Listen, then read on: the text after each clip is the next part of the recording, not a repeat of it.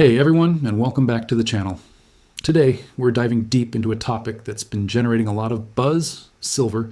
If you've been watching the charts, you might have noticed something unusual about its recent price action. It doesn't quite fit the mold of what we typically see. So, what's really going on? Is this another speculative frenzy, or is something more fundamental at play? Let's break it down. When we think of big price moves in commodities, especially precious metals, our minds often jump to retail investors and traders. We picture a sudden surge of buying fueled by hype and headlines that pushes the price up rapidly. And just as quickly as it appears, it often fades away, leaving a trail of volatility. We've seen this pattern time and time again. But the current movement in silver feels different. It's more methodical, more persistent. It lacks the frantic, explosive quality of a typical speculative rally. This suggests that the driving force behind this move is not just a crowd of people betting on a quick profit. To understand what's happening, we need to look beyond the trading screens and into the physical world. The story isn't just about paper contracts. It's about how real physical silver is moving through the global supply chain. The key distinction here lies in who is buying. When retail investors buy silver, their motivation is primarily financial. They believe the price is going to rise. They want to capitalize on that potential gain. Their demand is elastic. If the price gets too high or the momentum stalls, they might sell or wait for a better entry point. Their primary goal is profit. But there's another, much larger group of buyers, industrial users. For them, silver isn't an investment. It's an essential, non-negotiable component of their production process. Think about it. Silver is a critical material in thousands of applications. It's in the smartphone you're holding, the laptop you work on, and the television you watch. It's a key component in solar panels, helping to convert sunlight into electricity with incredible efficiency. It's used in medical devices, water purification systems, and countless electronic circuits. For a factory producing these goods, running out of silver isn't an option. It means production lines grind to a halt. It means contractual obligations can't be met. It means the entire business suffers. This is where the dynamic completely changes. When demand is driven by factories, electronics manufacturers, and large-scale energy projects, price sensitivity becomes a secondary concern. These buyers don't have the luxury of waiting for a price pullback. They have production schedules to meet and contracts to fulfill. They buy because they must. This creates a type of demand that is steady, persistent, and far less responsive to short-term price fluctuations. It's not about catching a trend, it's about securing the raw materials necessary for operation. This industrial demand forms a solid, underlying base of support for the price that is much stronger than fleeting speculative interest. This brings us to silver's fascinating dual identity.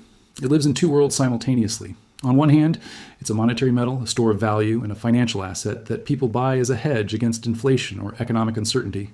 When investment demand is the dominant force, silver tends to behave like its precious metal cousin, gold. It reacts to interest rate changes, currency fluctuations, and overall market sentiment.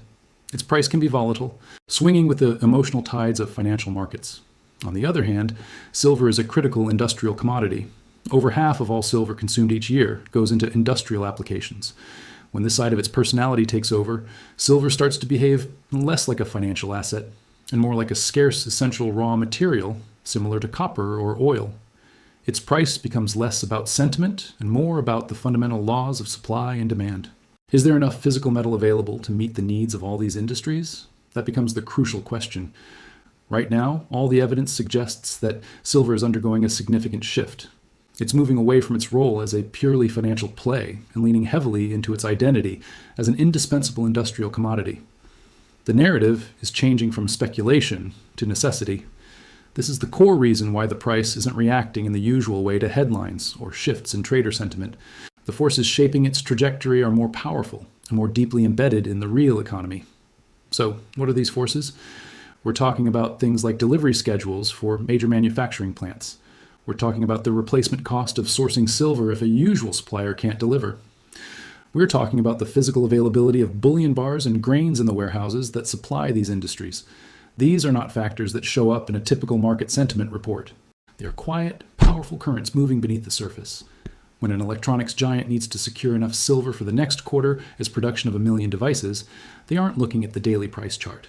They're negotiating with refiners and suppliers to ensure they get the physical metal on time at whatever the prevailing cost is. This shift is being supercharged by several global trends. The green energy transition is a massive one. The push for solar power is creating unprecedented demand for silver. Each solar panel contains a significant amount of it, and as countries around the world build out their renewable energy capacity, that demand is set to grow exponentially for years to come. Then there's the relentless expansion of electronics and 5G technology. More devices, more connectivity, and more complex circuitry all mean more silver is needed. Think of it like this. Speculative demand is like a wave that crashes on the shore. It's loud, it's dramatic, but it recedes quickly. Industrial demand, on the other hand, is like a powerful deep ocean current. It's less visible on the surface, but it has immense, sustained force that can shape the entire coastline over time. That's the force we're seeing at play in the silver market right now. The price is being supported not by hope, but by necessity. This doesn't mean speculation has vanished entirely, of course. There will always be traders and investors moving in and out of the market. But their influence is being overshadowed by this much larger, more stable source of demand. The base level of buying is now higher and stronger than it has been in the past. So, when you look at the silver price, and it seems to be defying traditional analysis, remember what's happening behind the scenes.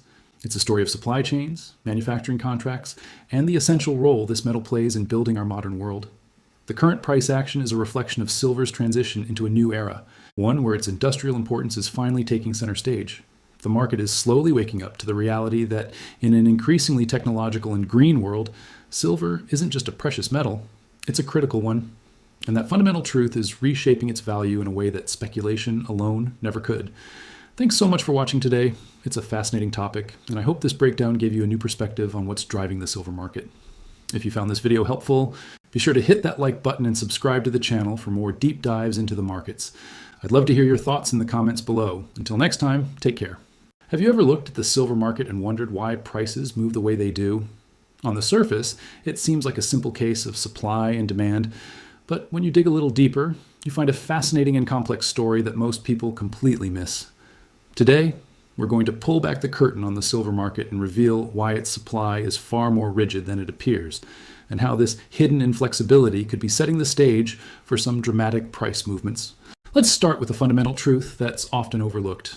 Most of the world's silver is not mined for silver's sake. That might sound strange, but it's true. Around 70 to 80% of all new silver that comes out of the ground is actually a byproduct. It's unearthed during the mining of other more dominant metals, specifically copper, lead, zinc, and even gold. Think of it this way. A massive mining company decides to build a giant copper mine. Because the world needs copper for everything, from electrical wiring to electric vehicles. As they process tons and tons of copper ore, they also extract a small amount of silver that was mixed in with it. This relationship is the first and most critical piece of the puzzle. It means that the global supply of silver is not primarily driven by the price of silver itself. Instead, it's tied to the demand and economics of other industrial metals. Let's say the price of silver suddenly doubles overnight. Logically, you'd expect silver miners to ramp up production to cash in, right? But it's not that simple. A copper mine is not going to suddenly start producing more copper just because the price of its byproduct, silver, went up. Their primary business is copper. The decision to increase or decrease production is based on the profitability of copper, lead, or zinc. The silver is just a bonus, a secondary revenue stream. So even with a skyrocketing silver price, the overall supply from these major sources remains surprisingly unresponsive. It's locked into the production schedules of other metals. Now, you might be thinking, what about the mines that are dedicated to silver? These are called primary silver mines, and they do exist. They account for that remaining 20 to 30% of global production. Surely, these mines can quickly respond to higher prices? Well, not exactly. Bringing a new mine online is an incredibly long and expensive process. First, you have to discover a viable deposit, which takes years of exploration. Then comes the permitting process, which can be a bureaucratic nightmare, often taking 5 to 10 years, sometimes even longer, as companies navigate environmental regulations and community agreements. After that, you have to secure financing, which can run into hundreds of millions or even billions of dollars. And only then can you start the multi-year process of actually building the mine, the processing facilities, and all the necessary infrastructure. The bottom line is that you can't just flip a switch and get more silver. The lead time for new primary silver production is enormous. It means that if a sudden surge in demand were to happen today, there is no significant new supply that can come to the market quickly to meet it. The supply pipeline is long and inflexible. This structural rigidity is a core feature of the silver market, creating a situation where supply struggles to react to rapid changes in demand. It's a slow-moving giant in a fast-paced world, but the story doesn't end with mining. There's another layer of complexity that happens in the financial markets. specifically with futures contracts. This is where things get really interesting.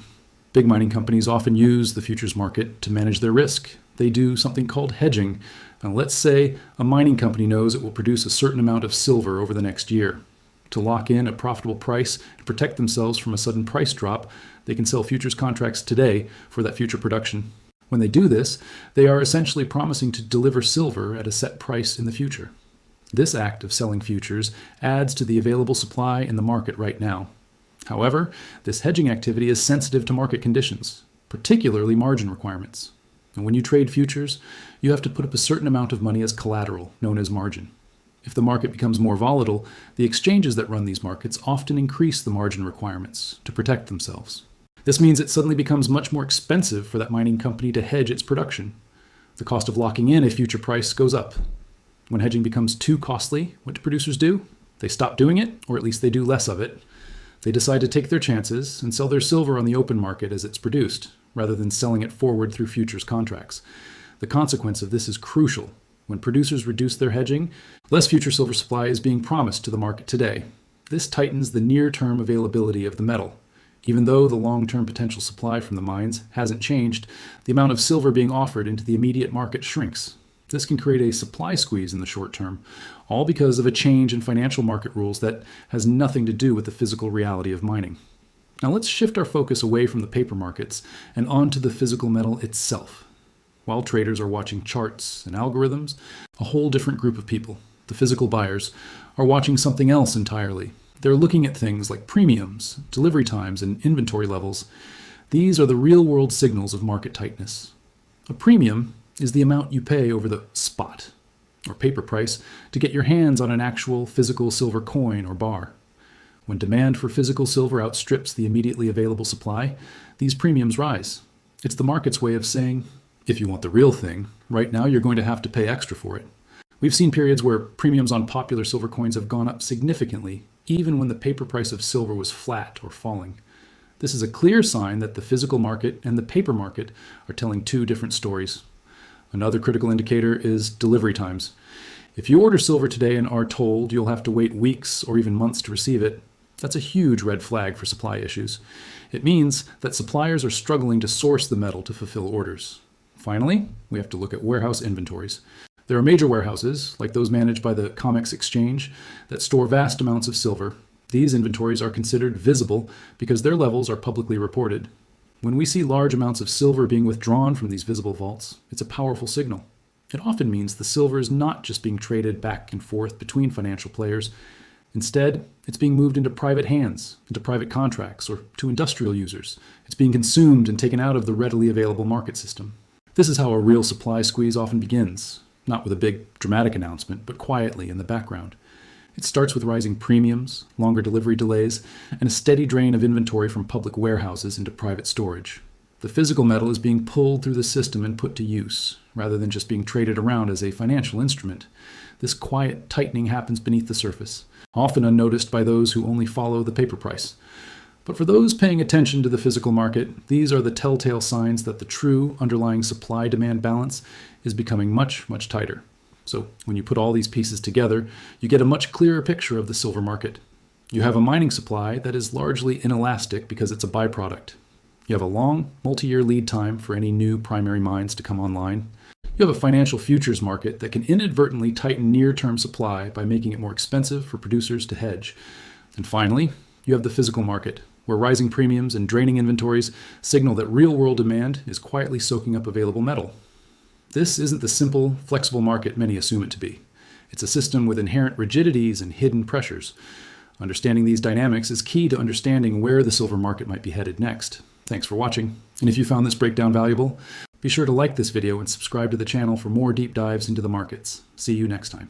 Have you ever noticed that silver prices can shoot up, but silver mining stocks just sit there? It's a super common and frustrating experience for investors. You see the metal soaring and you think, my stocks should be printing money, but they lag behind. Why does this happen? Well, today we're going to break down the mechanics behind this delay and explain why at S actually a predictable pattern that can give savvy investors an edge. First, let's get one thing straight. Silver prices and silver stocks are two different animals. They might be in the same zoo, but they live in separate enclosures. A mining company is a business, and like any business, it has a lot more going on than just the price of its main product. Think about it. Mining is incredibly complex. It depends on energy costs. When oil and gas prices go up, it gets more expensive to run all that heavy machinery. It depends on labor. Skilled workers are essential, and their wages are a major operating expense. Then there's financing. Mining projects are massive undertakings that often require huge loans, and interest rates can make or break a project's profitability. And we haven't even touched on political risk. Imagine a company has a fantastic mine in a country that suddenly changes its mining laws or becomes unstable. That introduces a huge amount of uncertainty that has nothing to do with the spot price of silver. Finally, every company has its own balance sheet health. Are they drowning in debt? Do they have enough cash to weather a downturn? All these factors, energy, labor, financing, political risk, and the company's financial health, are constantly swirling around affecting a miner's bottom line. This is why professional investors, the ones who manage the big money, don't just jump in the moment silver prices tick up. They're patient. They wait to see actual, tangible proof of margin improvement. They want to see that the higher silver price is translating into fatter profits for the mining companies, after all those other costs are accounted for. A higher spot price is nice, but if a company's costs are also rising, then their profit margin might not be improving at all. So, the market waits for the quarterly reports to come out to confirm that these companies are truly becoming more profitable. Beyond the nitty-gritty of company finances, there's also a powerful force at play called structural inertia. This is especially true for large institutional funds. The pension funds, the mutual funds, the hedge funds, these organizations manage billions of dollars, and they can't just turn on a dime. They have committees, mandates, and a whole process for making decisions. Reallocating a significant portion of their portfolio into a sector like resource equities is a major move. It's not something they do impulsively. These big players move slowly, and they move in stages. It's a cautious dance. The first stage is usually hedging risk. When they see uncertainty in the broader market, they might start buying a bit of physical metal or silver ETFs as a safe haven asset. It's a defensive move. The second stage is watching. They've dipped their toes in, and now they sit back and observe. They watch the metal price, they watch the mining companies, they watch the economic data. They are gathering information and building their case. Only in the third and final stage do they actually rotate capital in a big way. Once they are convinced that the trend is real and that mining companies are set to outperform, they begin selling other assets and buying up mining stocks in size. This slow, deliberate process creates a very familiar and predictable pattern. Let's lay it out. First, the metal itself moves. This is the initial signal that something is changing in the market. Second, physical tightness appears. You start to see premiums on physical silver like coins and bars go up. You might hear about inventories at major exchanges like the COMEX or the LBMA starting to draw down. This shows that real-world demand is outstripping supply. Third, profits improve.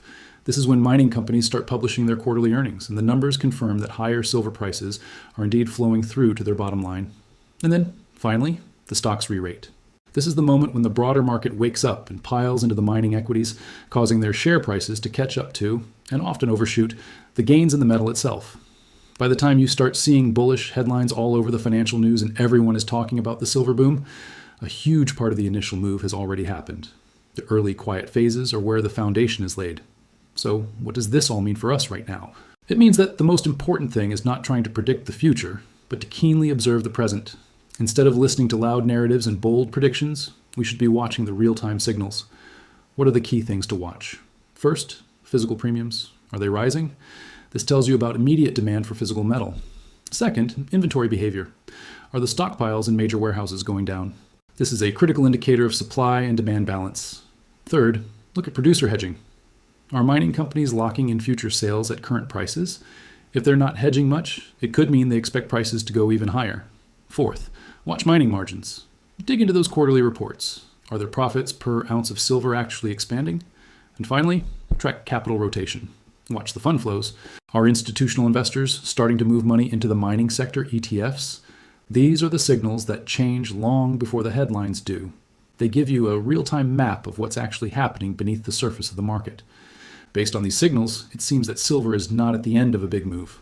Rather, it looks like it's just entering a new and interesting phase. We're seeing pressure that built up in the physical market, the tightness, the high premiums, start to transfer into the financial system, into the world of stocks and derivatives. How this all resolves in the end is still uncertain. No one has a crystal ball. But what is certain is that the underlying mechanics of the market are shifting right now. The lag between the metal and the miners isn't a glitch. It's a feature of how this market works. By understanding this pattern and watching the right signals, you can be better prepared for what comes next, instead of just reacting to the news after the fact. It's all about observation, patience, and recognizing the sequence of events.